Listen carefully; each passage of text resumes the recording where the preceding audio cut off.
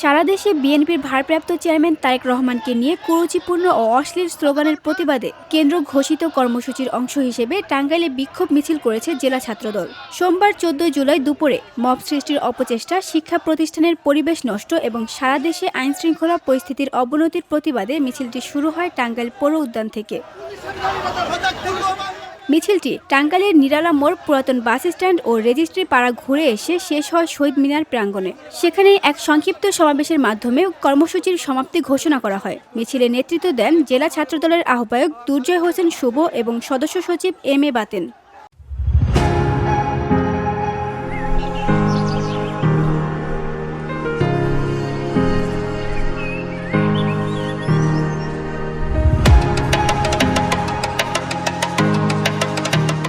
সমাবেশে বক্তব্য রাখতে গিয়ে এম.এ. বাতেন বলেন, তারেক রহমান ও শহীদ প্রেসিডেন্ট জিয়াউর রহমানকে নিয়ে অশালীন মন্তব্য বরদাস্ত করা হবে না। ছাত্রদল মাঠে ছিল, আছে এবং থাকবে। যে কোনো অপপ্রচারের জবাব দেওয়া হবে রাজপথেই। যারা বাংলাদেশের স্বাধীনতা সার্বভৌমত্বে বিশ্বাস করেনি, যারা মুক্তিযুদ্ধের বিরোধিতা করেছে, তারা বাংলাদেশের নির্বাচন যেন আয়োজন না হয়।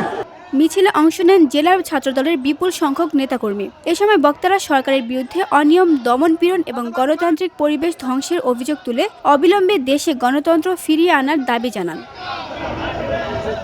VOD Bangla news desk.